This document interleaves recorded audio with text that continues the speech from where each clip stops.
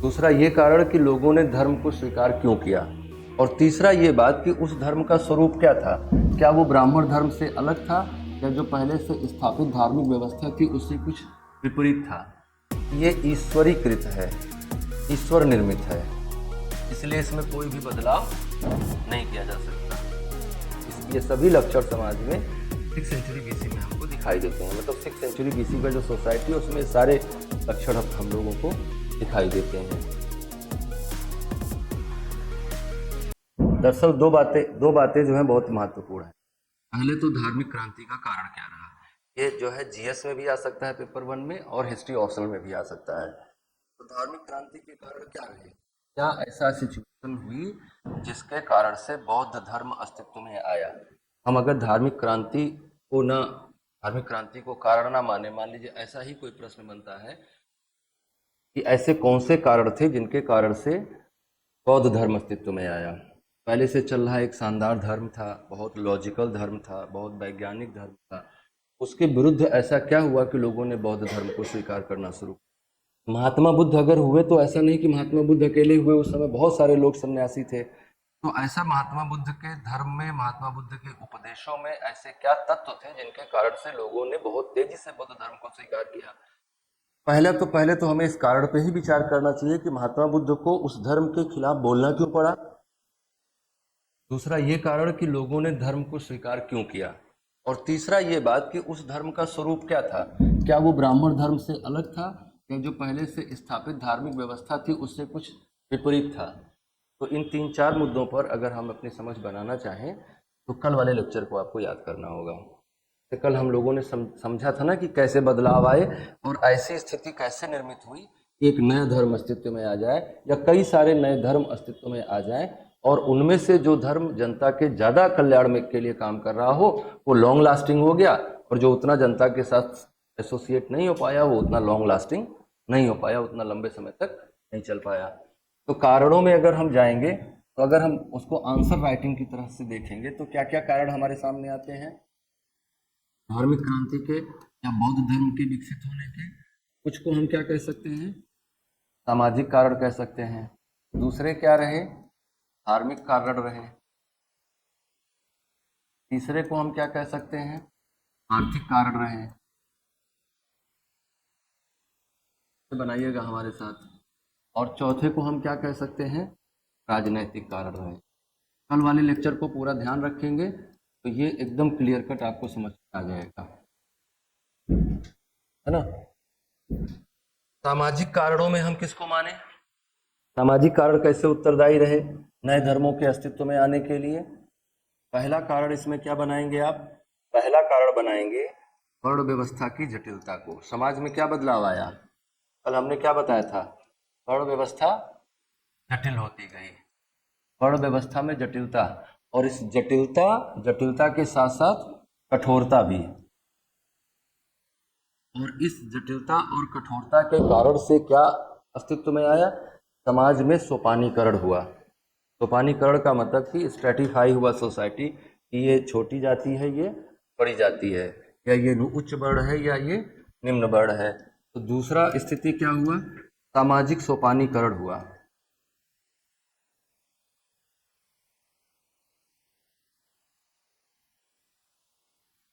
और सामाजिक सोपानीकरण की समस्या ने 2 हिस्सों में बांटा, उच्च वर्ण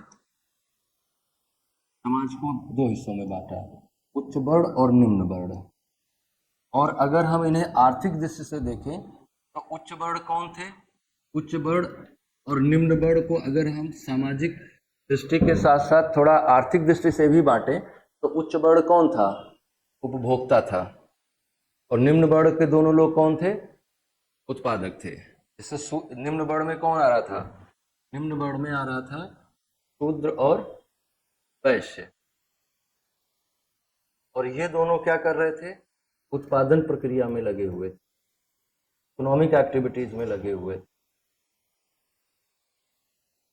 और उच्च वर्ण में कौन आ रहा था, ब्राह्मण और क्षत्रिय, और ये ब्राह्मण और क्षत्रिय दोनों मिलकर क्या कर रहे थे, इनके अधिशेष उत्पादन पर नियंत्रण करने का काम। तो ये क्या क्या समूह कहा जाएगा, उपभोक्ता समूह था।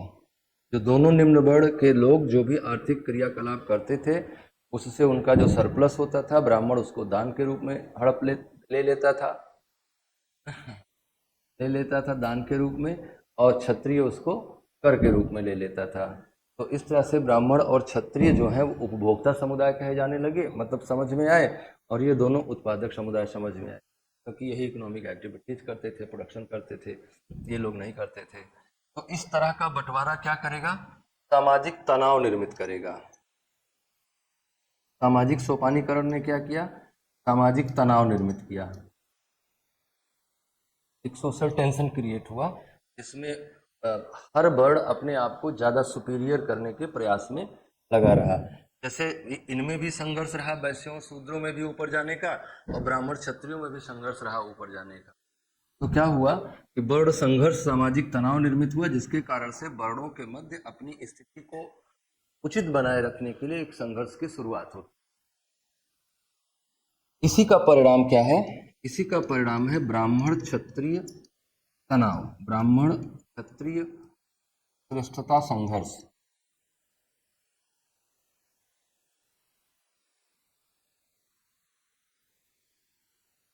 ब्राह्मणों और क्षत्रियों के मध्य श्रेष्ठता को लेकर संघर्ष भी समाज में उस समय व्याप्त थे, जिसका उदाहरण आप ऐसे देख सकते हैं कि बहुत सारे क्षत्रिय ऐसे हुए जिन्होंने ब्राह्मणों के काम को किया, जिन्होंने ज्ञान विज्ञान के क्षेत्र में काम किया, दर्शन के क्षेत्र में काम किया, और कुछ ऐसे ब्राह्मण भी हुए जिन्होंने राज्य के कार्यों में हस्तक्षेप किया, राज्य को स्थापित करने में।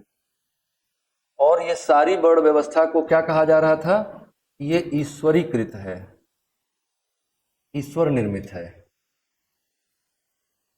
इसलिए इसमें कोई भी बदलाव नहीं किया जा सकता, है ना। भगवान ने बनाया है इस व्यवस्था को, इसलिए हम इस व्यवस्था में कोई भी बदलाव नहीं कर सकते। सामाजिक स्थिति में, सामाजिक कारकों में एक स्थिति और खराब हुई, वो है स्त्रियों की दशा।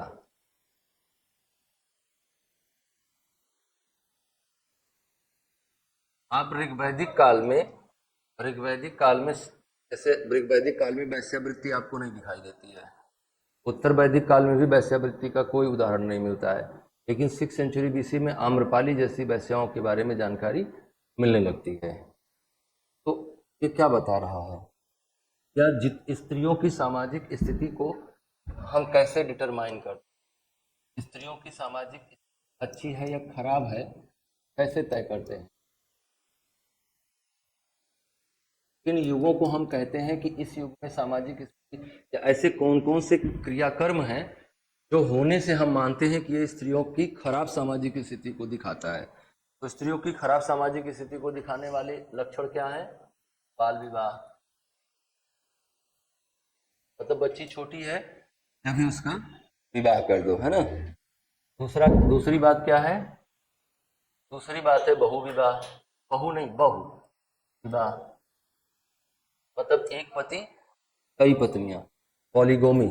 अच्छा, इसका अगर एक पत्नी कई पति हों, कुछ केस ऐसे हों जिनमें एक पत्नी कई पति हों, और कुछ केस ऐसे हों जिनमें कई पत्नी एक पति हो, तो हम ये माने कि ये बराबर की स्थिति है।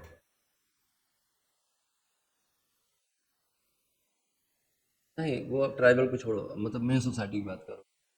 तो बाल विवाह होने लगा, बहु विवाह होने लगा, वैश्यावृत्ति होने लगी। ये क्या दिखाता है कि महिलाओं के पास जैसे वो पारिवारिक जीवन से अलग होने के बाद उनके पास कोई विकल्प नहीं बचता था, ये इस बात का सूचक है। तो ये सारी चीजें आपको 6th सेंचुरी बीसी में दिखाई देती हैं। जैसे उनको उनकी स्वतंत्रता पर प्रतिबंध, स्वतंत्रता पर निर्णय लेने की क्षमता, निर्णय की स्वतंत्रता पर रोक,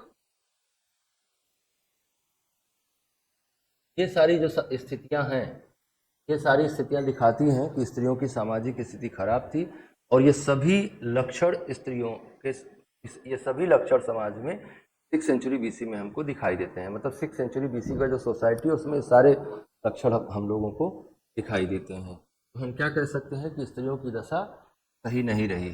महात्मा बुद्ध ने आम्रपाली को अपनी शिष्या के रूप में स्वीकार किया। आम्रपाली वेश्या थी वैशाली की। तो अगर भगवान बुद्ध ने आम्रपाली को स्वीकार किया तो भगवान बुद्ध को कितनी आलोचना सहनी पड़ी होगी, कितनी गलत सलत बातें कही गई होंगी समाज में, लेकिन भगवान बुद्ध ने फिर भी उसको स्वीकार किया। इसका मतलब ये है कि भगवान बुद्ध स्त्रियों की स्थिति को लेकर कंसर्न थे, और भगवान बुद्ध के धर्म को स्वीकार किए जाने के पीछे यह भी एक कारण था कि स्त्रियों की सामाजिक स्थिति दयनीय थी, शूद्रों की सामाजिक स्थिति दयनीय थी। इसलिए तेजी से वर्ण ने स्वीकार किया। बौद्ध धर्म को जिस सामाजिक समुदाय ने सबसे तेजी से स्वीकार किया उसमें कौन थे? शूद्र थे। और कारण क्या हो सकता है? क्योंकि शूद्रों की सामाजिक स्थिति उस समाज में बहुत बेहतर नहीं थी। जब भी कोई भी नया धर्म आता है, चाहे वो आप क्रिश्चियनिटी को देख लीजिए, 1813 के बाद भारत में ईसाई धर्म का प्रचार शुरू हुआ, सबसे ज्यादा किस समाज ने उसको स्वीकार किया? शूद्र समुदाय ने, निचले समुदाय ने उसको सबसे ज्यादा स्वीकार किया। तो रीजन क्या होता है कि समाज का सबसे निचला हिस्सा ही दूसरे धर्म की ओर क्यों भागता है? क्योंकि वो जिस व्यवस्था में रह रहा है उसमें उसको निम्न बताया जाता है, तो वो सोचता है कि हम एक ऐसी व्यवस्था में चले जाएं जहां पर ऊंच नीच का भाव नहीं हो। तो ये जो सामाजिक ऊंच नीच था, जो सामाजिक तनाव था, बड़ व्यवस्था की जटिलता कठोरता थी, स्त्रियों की सामाजिक स्थिति थी, इसने ऐसी स्थिति निर्मित करी जिससे हमें किसी नई व्यवस्था की तलाश की आवश्यकता बनी। इनको अकोमोडेट नहीं कर पा रहा था, जो तुम्हारा पुराना धर्म था वो इस पूरी व्यवस्था को अकोमोडेट नहीं कर पा रहा था, इस पूरी व्यवस्था को समायोजित नहीं कर पा रहा था, स्त्रियों को खराब कर दे रहा था, स्त्रियों की स्थिति को खराब कर दे रहा था, वो शूद्रों की स्थिति को खराब कर दे रहा था, वो जो है जटिल वर्ण व्यवस्था के कारण से किसी को एक दूसरे के साथ एकीकृत नहीं होने दे रहा था। तो इस समस्या के कारण से लोगों ने नए धर्म को स्वीकार किया। धार्मिक कारण क्या, इसको नोट कर लिया सारा? ईश्वरीकृत व्यवस्था थी, मतलब लोग ऐसा कह रहा था, जो लोग इस व्यवस्था का समर्थक था वो ये कहता था कि ये व्यवस्था ईश्वर निर्मित है, इसमें कोई भी बदलाव नहीं किया जा सकता, ये व्यवस्था भगवान ने बनाई है, तो हम तो मनुष्य हैं, तुच्छ मानव हैं, इसमें क्या बदलाव कर सकते हैं?